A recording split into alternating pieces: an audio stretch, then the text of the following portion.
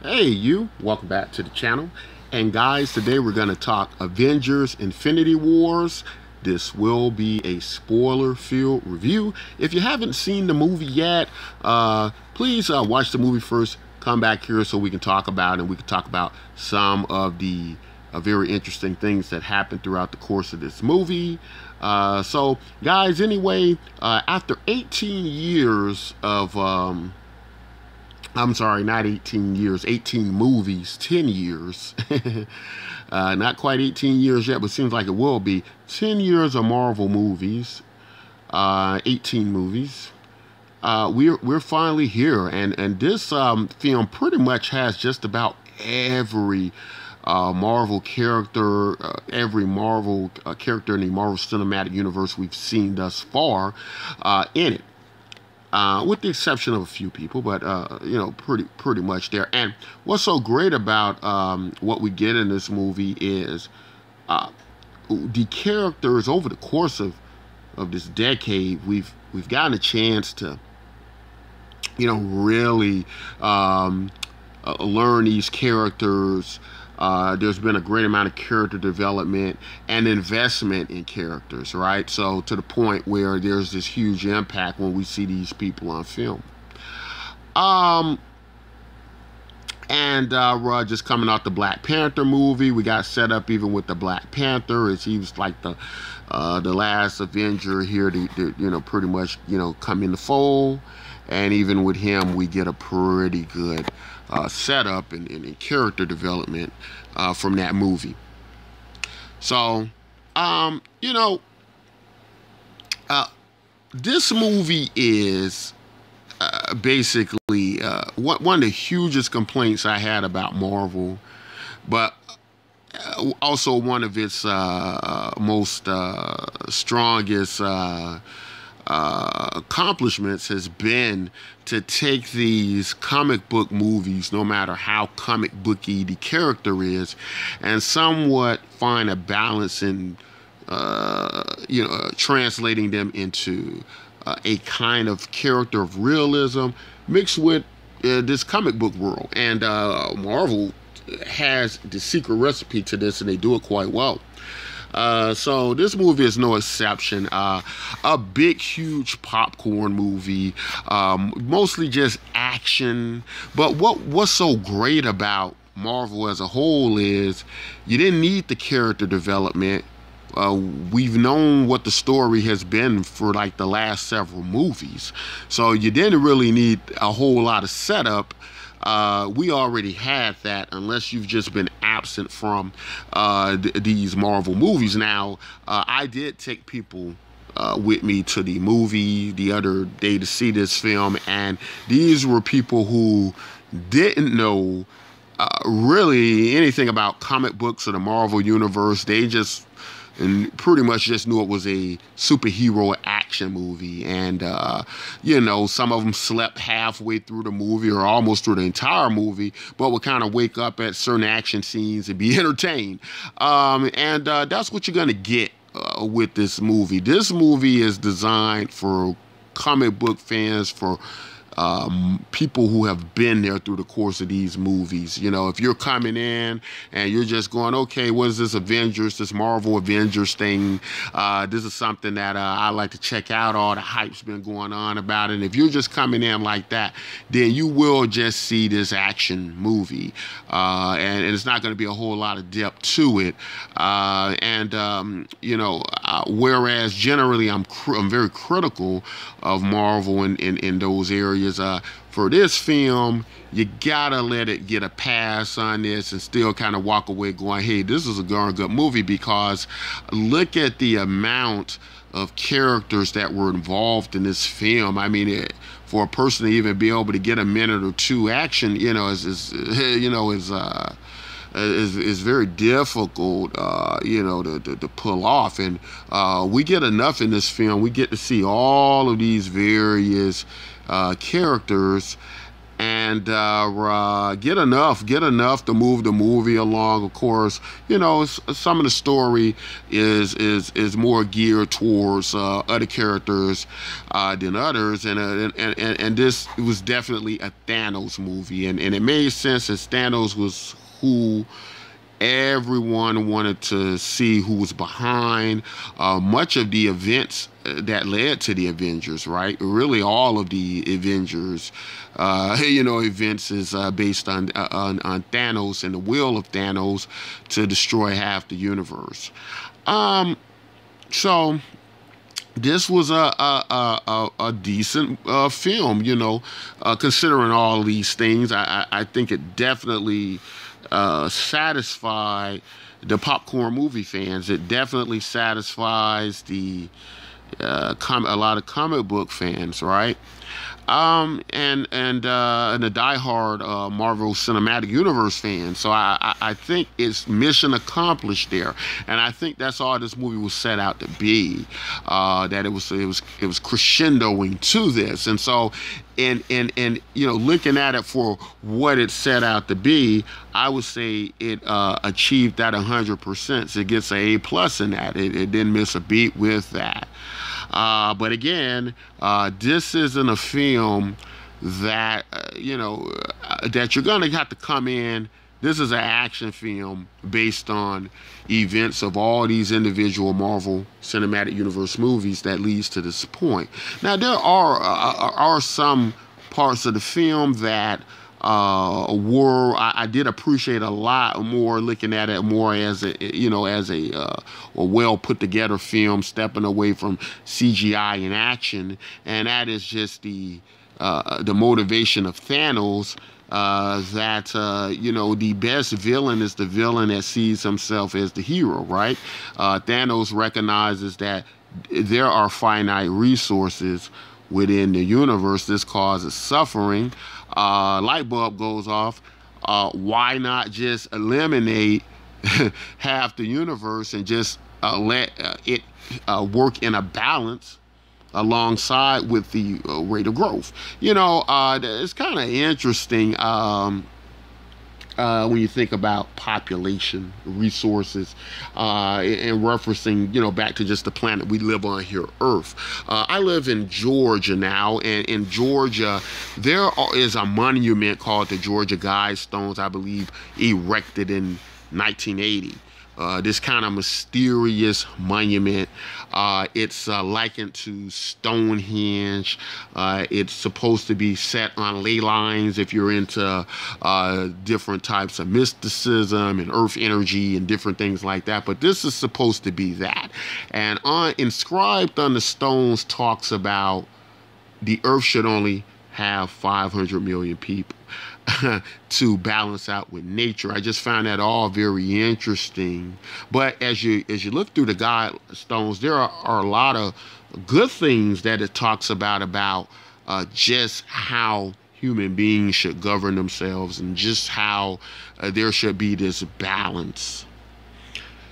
And Thanos becomes this complicated character. He's just not a villain. He's this complicated character that's on this mission, that's has this destiny to fix the universe and set it back to balance, right?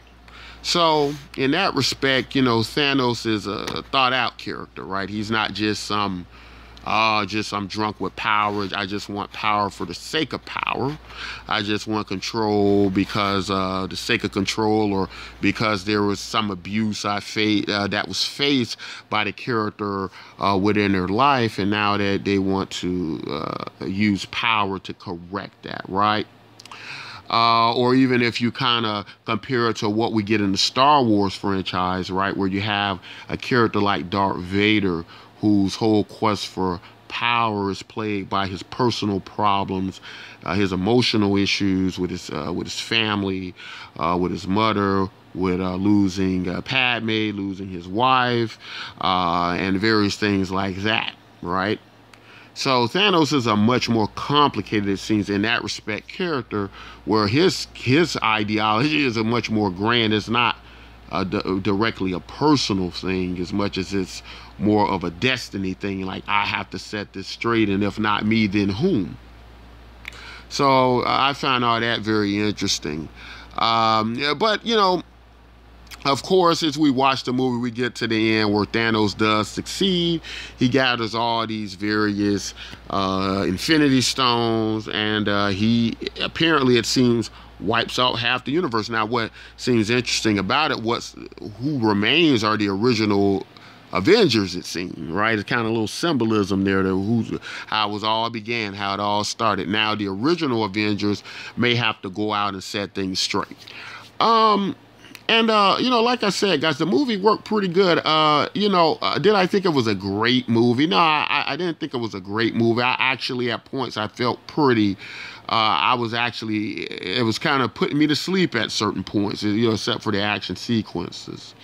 But, all in all, what movie franchise can say they could put these many big characters with pretty much their own standalone films into one movie, put together a coherent movie that isn't all over the place, and even though and still somehow make it work. And Marvel's just been able to really do that from the beginning, from the jump start when how they put the Avengers together in the original Avengers, and everybody was a bit concerned about that, coming off of a lot of standalone movies, and being able to accomplish this with major characters, not just like secondary characters that stand in the background someplace, like what you might get with the X-Men, sort of, and they just kind of come as a package deal. No, you got people who are iconic and in their own right, very big characters like Captain America, Iron Man,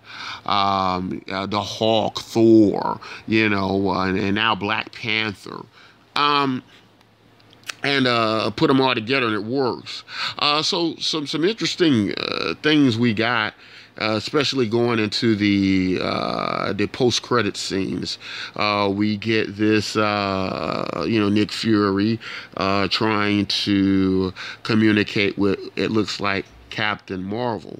Now, Captain Marvel, story. She's to be the most powerful of the Avengers. I'm not sure what storyline they're going to go with, but in the comic book, she's a product of the Kree Empire, kind of meant to be this super weapon, right?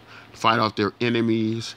And so now she's an Avenger, and we're going to, I don't know if we're going to get her story first in her own movie, or what exactly the lineup or setup is. But anyway, we know that she's going to be very, instrumental in what's going to happen next with what we got with half of the universe fading and vanishing away. Of course, we got a lot of shocking things through the movie, from the death of, well, not really the death of Loki. I think a lot of people kind of expected that, but Gamora was kind of out in left field. We didn't expect Gamora, but it was well set up how she does, end up dead. And who else was lost? There were some other characters that were lost through the movie. We get like Vision being killed, which a lot of us kind of expected as well, but it's kind of he's killed kind of twice, as we got to see. But there are a lot. This movie also dealt with a lot of tough choices being having to be made and paralleled against each other, like what we got with Star-Lord and Gamora. Him being forced to have to make the decision to kill her and actually try to follow through with it, to only be stopped by Thanos. And then we have that out also being played between the Vision and Scarlet Witch, and she has to, in both cases where people have to kill the people they love, right, to save the universe. So, I mean, the movie worked. I can't complain about the movie. It wasn't a perfect movie, but it was a very ambitious movie, and for what it was looking to do, I think it pulled it off, and I think it definitely is going to hold the interest. Probably my least favorite, though, of all of the Avengers movies. Probably my least favorite. I would, even with Thanos, and I, would have thought it'd be a great deal more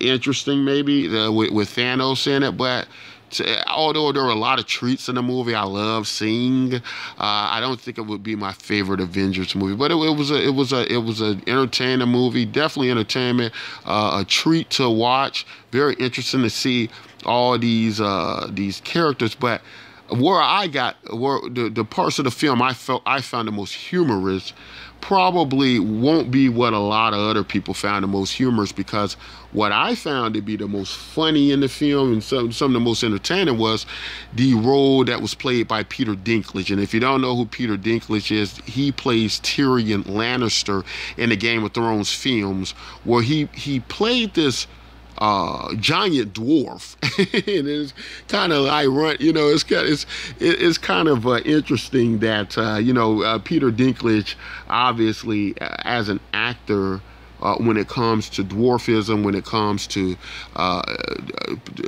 people in that community, the little people getting roles in film, Peter Dinklage has done a lot for that community and shown that they bring a lot of value to theater and acting, as opposed to just being playing some kind of dwarf or elf, or being someone's court jester or something like that, right? So I really enjoy as he played this tool maker, right? He would make weapons from fire from stars, right? It's how Thor gets his hammer, and how it was created, by this Smith, right? This who can do this, and he just had these very humorous parts I really enjoyed, these really comical bits, that only Peter Dinklage could deliver that way, and I really loved that part of the film. That really entertained me, and I think I would watch the movie again just to see those parts. But guys, I thought it was a fair movie. I thought it was a fair to good movie. If you're a comic book fan, if you're a Marvel fan, I don't see how you wouldn't have, found some enjoyment in this film. I haven't looked at any bad reviews of this film yet, but I usually try to look at some bad reviews of a film, as well. But I will be doing that. But for me, I thought it was a pretty good movie with all, what it was doing. There was, again, for me, some sleeper parts, as, when you're going through so much action in a film. For me, it's always been a bit exhausting, right? Even like I always compare this to, I call it the Man of Steel syndrome, where you just go through these different levels of fight sequences, stages, and it just gets exhausting as you go from one to another. So obviously we got to get that in this film, because this is a lot at stake, and these are all where all the big actions and sequences are going to play out, right? But when your movie's 90% that, yeah, it can get a bit exhausting at points, and as they're trying to set up certain things, and various things like that, it can kind of create a little bit of okay, let's just get to the next action sequence. But anyway, guys, I will say I liked the film. Tell me what you all thought about it. Tell me what your favorite Avengers film was. Was this one it? Was the first one? Guys, if you like content like this, don't forget to like, subscribe. And until next time, take care.